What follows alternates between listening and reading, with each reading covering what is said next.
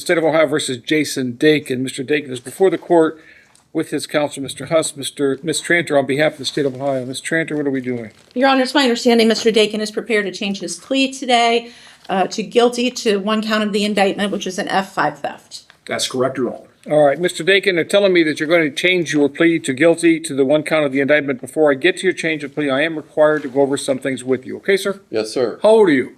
I am 48. How far did you go in school? I went all the way until probably the 11th grade. Can you read and write? I can. Are you a citizen of the United States? I am, sir. Has anyone promised you how the court would sentence you in this matter? Yeah. Has anyone promised? No. I mean, they haven't promised me what they would sentence me to. They just make a recommendation what it might be. This is how you wish to proceed today? I do have one question now. Yes, sir. Is there any way that I can just get sentenced and not come out with anything? By that you mean no other obligations? Right. No other obligations. No probation. No nothing. Can send you to prison. Okay. Is that what you want to do? Yeah. Sure. Yep. Why would you want to do that? Because I don't want to do probation. I don't want you to keep me in the system. I'm not going to play no games. And neither are you. What's that? You're not going to play any games, and neither am I. Okay. How old did you say you were? 48, sir. Mr. Dakin, I mean, I know you've been before me before. You've had, what, 4 prior indictments in front of me? Yes, I have. Okay. I had 7 felonies before this one. I mean, in the past, every time you've appeared before me, it has always been my desire to try to get you to stop using illegal drugs. Yes. Obviously, it's not working. Would you agree? I agree. It's not really working because, well, for one, there was a lot of people that I thought that were true in what they said, right? And then you come to believe that, then you learn to believe that that's not always, their heart's not in it. If your heart's not in it, then you're not going to help the next person. And that's the way I believe that some of the counselors and some of the people that I've been around over these processes. Well, Mr. Dakin, that's kind of a cop-out in my opinion. My observations, and I've been doing this for 10 years now, but my observation is the responsibility is yours. And if you haven't gotten to a place in your life that you're ready to make a change for good, then you're going to continue to misbehave and use illegal drugs and break the law. And that's on you. That's not on the counselors. That's not on your probation officer. That's you. You make a choice. You make a bad choice. You suffer a bad consequence. So that's kind of a cop-out for you to say it's on the system or it's on our probation department or it's on the counselors that you just happen to be assigned. We have been very successful, and I will tell you my Veterans Court has been very successful in getting people to stop using drugs and getting on with their life. But if you're not there yet, there's nothing that I can do to change that. I'm just making an observation as far as that goes, sir. I'm not saying that your probation is bad. I'm just saying, like, some of the systems that you have in place, right? And it's no control. It's out of your control, sir. Okay. Those are your options today. My desire would be to order a pre-sentence investigation to get an assessment for your drug abuse and to try to get additional treatment for you. That's what I had represented to your attorney in chambers that I would likely do. I don't make any promises, but Are you sure you don't want to do that? So what you're saying is what? I'm saying that if we proceed today with this plea and I accept it and find you guilty, I'm going to order a pre-sentence investigation because I need an updated assessment for you. I mean, I have some information, but it's in my opinion, it's outdated. I know that you tested positive recently for methamphetamines and cocaine. Yeah, and I'd like to say something about that. Well, let's. I'm not going to get into that right now. Let's do this again. If you are refusing to be placed on community control, that's you don't want to do that. No, I do not. Okay. Judge, I represented to Mr. Huss, we kind of had this discussion in the lobby. I represented that I would do a 7-month agreed sentence. If that's the way the defendant wants to go, I will still honor that. I'll do a 7-month. All right. Are you sure about that? At this point, the entire direction of the case has changed. Instead of fighting for probation or asking the judge for another chance, the defendant is actually choosing prison. That's an incredibly unusual move in a felony case. The judge spent several minutes explaining that treatment and supervision could help address the underlying drug problem, but Mr. Dakin made it clear he wanted no further involvement with probation. The judge also pushed back against the defendant's attempt to blame counselors and the system, reminding him that personal responsibility is what ultimately determines whether someone breaks the cycle of addiction. Now the prosecution has agreed to a 7-month prison sentence, and the court is about to hear the facts behind the theft charge. What would you have chosen in this situation? Probation with strict supervision, or a shorter prison sentence with fewer obligations? Let us know in the comments, because this is one of those courtroom decisions that sparks a lot of debate. Yep. Okay. All right. Statement of facts, please.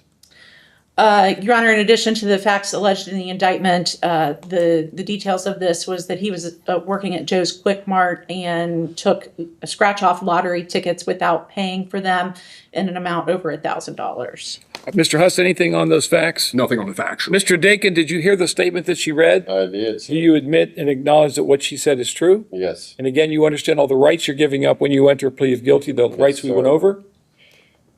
Correct? So, yes, sir. And you understand that when you enter a plea of guilty, it's a complete admission of your guilt, and the court could proceed directly with judgment and sentence. Yes, sir. I have one question.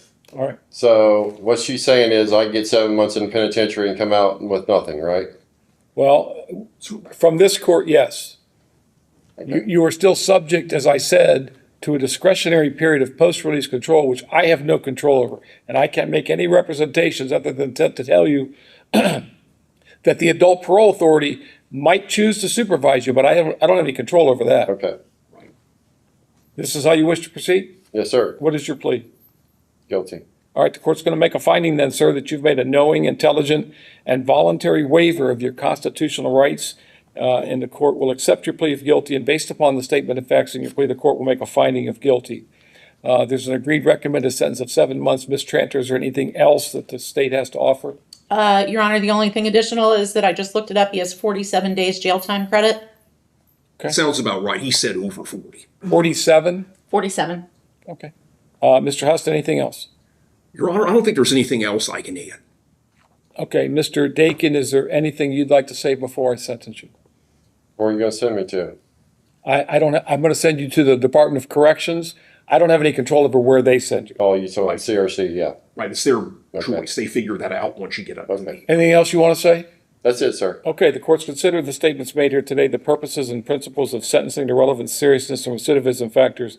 The court has also considered the agreed recommended sentence of the parties and finds it to be an appropriate sentence.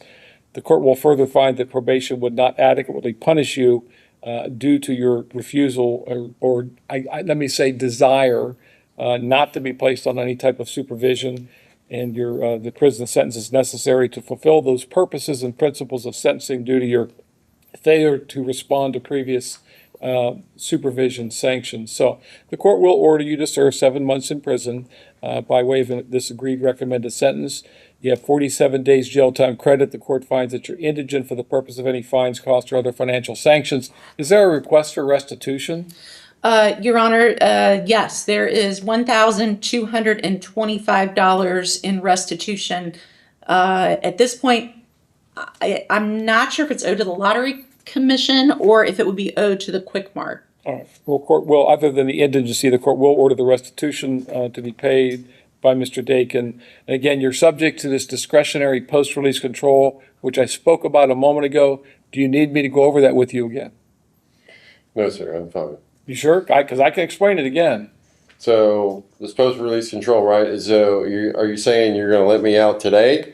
No, you're going to prison today. Okay. So what happens is when your prison sentence is finished, Yes, sir. you're going to serve 7 months minus 47 days. Right. You might be eligible for up to 1 day per month for participating in certain programs sponsored by the Department of Corrections. Okay. I have no control over that. Now, at the end of the 7 months minus the 47 days, the adult parole authority, when you're being released, they will make a decision as to whether they're going to put you on what's called post-release control. Okay. If they do that, then they can supervise you for up to 2 years. If you violate their supervision, they, the adult parole authority, can return you to prison for up to 1/2 of this court's original sentence, which would be 3.5 months. Okay. If your violation is that you commit another felony, You can be returned to prison for 1 year or the period that you have left on PRC, whichever is longer, and that time would run consecutive to any additional felony time that you get sentenced to on the felony, okay? Yep. All right. Do you have a right to appeal the court's decision? Do you have any other questions for me, sir? No, sir. All right. You're remanded into the custody of the Warren County Sheriff for transport to the Department of Corrections. Okay. Thank you, sir. Thank you. Thank you, Your Honor. All right. Thank you. This case highlights a difficult reality that judges face every day. The theft charge itself wasn't the only issue before the court. The defendant's long criminal history, repeated felony convictions, ongoing drug use, and refusal to participate in probation all played a major role in the final outcome. Even though both sides agreed to a 7-month prison sentence, the judge carefully explained that post-release control could still be imposed by the adult parole authority after the prison term ends, making it clear that some legal obligations remain outside the court's control. The final ruling balanced accountability with the defendant's own stated wishes, but it also served as a reminder that avoiding supervision doesn't erase the long-term consequences of repeated criminal behavior. Do you think the judge made the right decision, or should he have insisted on treatment instead of prison? Share your thoughts below, and if you enjoy real courtroom breakdowns with expert commentary, don't forget to like, share, and subscribe for more unbelievable courtroom moments every week. But will I just